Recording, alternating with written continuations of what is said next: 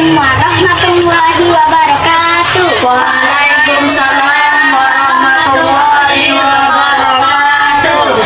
Baiklah, kami dari perwakilan Persembahan C akan mempersembahkan drama legenda rakyat yang berjudul Malin Kundang. Cerita legenda Malin Kundang sudah sangat populer di Indonesia. Menceritakan seorang anak yang katanya dikutuk oleh ibunya menjadi batu karena durhaka. Benarkah ia menjadi batu karena dikutuk oleh ibunya? Mari saksikan cerita berikut. Pada zaman dahulu, di sebuah perkampungan nelayan pantai air manis di daerah Padang, Sumatera Barat, hiduplah seorang janda yang bernama Mande Rubaya bersama seorang anak laki-lakinya yang bernama Malin Kundang. Ayah Malin Kundang meninggal di perantauan saat akan berubah nasib. Mande Rubaya amat menyayangi dan memanjakan Malin karena waktu kecil ia adalah seorang anak yang rajin dan penurut. Apapun diusahakan dengan baik untuk Malin walau dalam keterbatasannya. Mande Rubaya sudah tua, ia hanya mampu bekerja sebagai penjual kue untuk mencukupi kebutuhan ia dan anak tunggalnya. Singkat cerita, Malin sudah tumbuh dewasa. Ia meminta izin kepada ibunya untuk pergi merantau ke kota. Karena saat itu sedang ada kapal besar merapat di pantai air manis. Jangan, Malin. Ibu takut terjadi sesuatu denganmu di tanah rantau. Menetaplah saja di sini temani ibu. Ibu, tenanglah, tidak akan terjadi apa-apa denganku. Ini kesempatanmu, karena belum tentu setahun sekali ada kapal besar merapat di pantai ini. Aku ingin mengubah nasib kita, Bu. Izinkanlah, Bu. Baiklah, ibu izinkan. Cepatlah kembali. Ibu akan selalu menunggumu, nak. Meski dengan berat hati, akhirnya Mande Rubaya mengizinkan anaknya pergi. Kemudian, Malin dibekali nasi berbungkus daun pisang. Untuk bekalmu di perjalanan, nak. Terima kasih, Bu. Setelah itu, berangkatlah Malin Kundang ke tanah rantau, tinggalkan ibunya sendirian. Hari-hari terus berlalu, hari yang terasa lambat bagi Mande Rubaya. Setiap pagi dan sore Mande Rubaya memandang bumi. Sudah sampai manakah kamu berlayar, nak? Ia selalu mendoakan anaknya agar selalu selamat dan cepat kembali. Setiap kapal yang datang, ibu Malin selalu menanyakan kabar tentang anaknya. Apakah kalian melihat anakku Malin? Apakah ia baik-baik saja? Kapan ia pulang? Kami tidak melihatnya, Bu. Apakah kau melihatnya? Aku juga tidak melihatnya. Kami tidak melihatnya, Bu. Namun, setiap ia bertanya pada awak kapal atau nakoda, tidak pernah mendapatkan jawaban. Malin tidak pernah menitipkan barang atau pesan kepada ibu. Bertahun-tahun Mande Rubaya terus bertanya, namun tak pernah ada jawaban.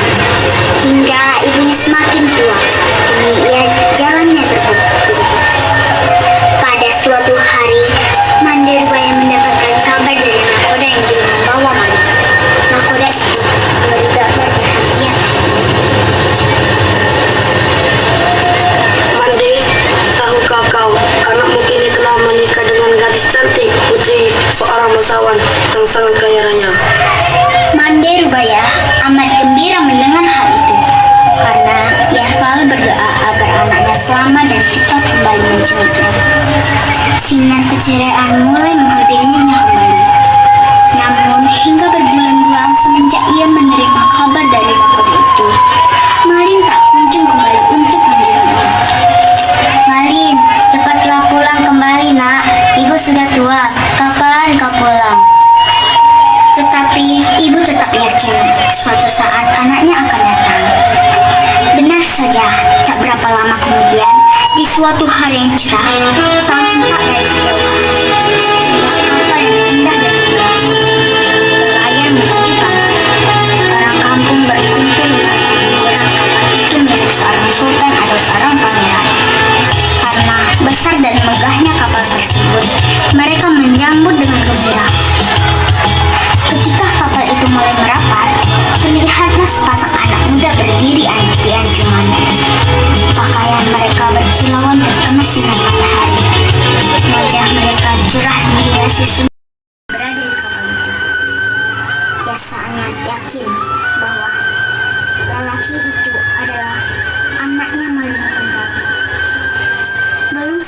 sesepuh kampung menyambut, Ibu Malin terlebih dahulu menghampiri Malin.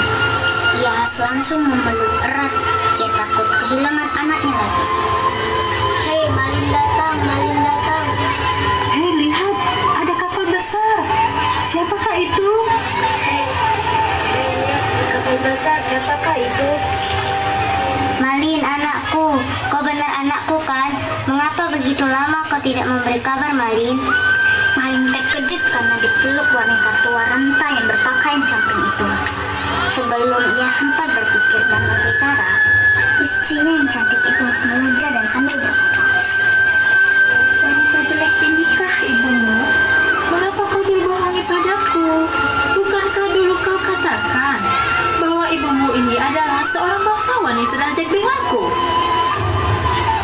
Mendengar kata-kata pedas dari istrinya, Malin Kundang langsung mendorong ibunya hingga terguling ke pasir. Hei, wanita gila, aku bukan anakmu. Mande Rubaya tidak percaya akan perilaku anaknya. Ia jatuh terduduk sambil berkata, Malin, Malin anakku, aku ini ibumu nak. Mengapa kau jadi seperti ini nak? Malin Kundang tidak memperdulikan perkataan ibunya. Ia tidak mengakui ibunya karena ia merasa malu kepada istrinya.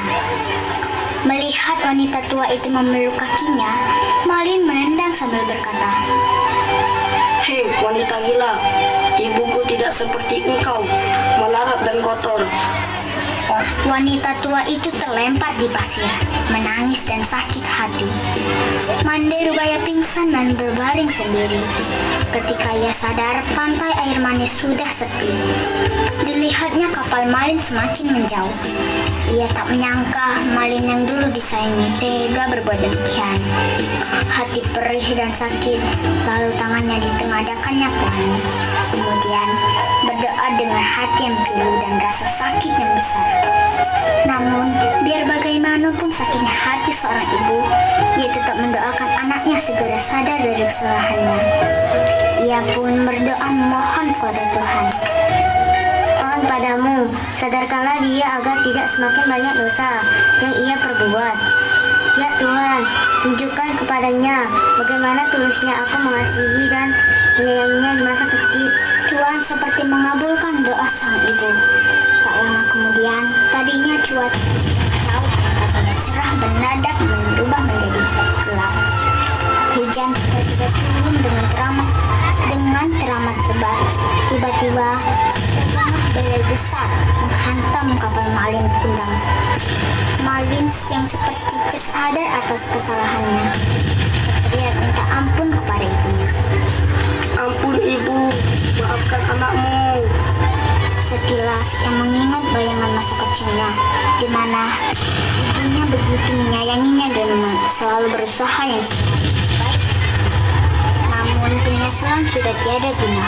Ombak dan badai semakin membesar, menerpa kapal Malin. Lalu sambaran petir yang berlaga menyambar kapal itu. Seketika itu juga kapal hancur dan menewaskan awak kapal termasuk Malin dan istrinya. Kapal itu kemudian terbawa ombak hingga ke pantai air manis. Begitulah kisah Malin Kundang yang terkenal. Meskipun banyak yang meyakini itu hanya cerita rakyat atau dongeng belaka, namun ada hal menarik yang patut dijadikan contoh dari cerita rakyat tersebut. Malin Kundang jadi batu bukan karena dikutuk oleh sang ibu, melainkan hukuman langsung dari sang pencipta kepada anak yang telah durhaka kepada ibu yang menyayangi. Seorang ibu yang baik, biar bagaimanapun, selalu memaafkan dan tidak menginginkan sesuatu yang buruk terjadi pada anaknya. Meski anak itu telah membuat hatinya sakit. So, sayangilah ibu kita guys. Jangan sampai beliau tersakiti hatinya. Apalagi sampai keluar kata-kata yang tidak pantas dari mulutnya. Ridho orang tua ada ridho Allah. Sayangilah orang tua terutama ibu ya, selagi mereka masih ada di dunia bersama kita. Demikianlah pentas drama dari kami perwakilan kelas 4C. Semoga kita bersama-sama bisa mengambil hikmahnya dan penonton terhibur. Terima kasih sudah menonton. Thank you for watching.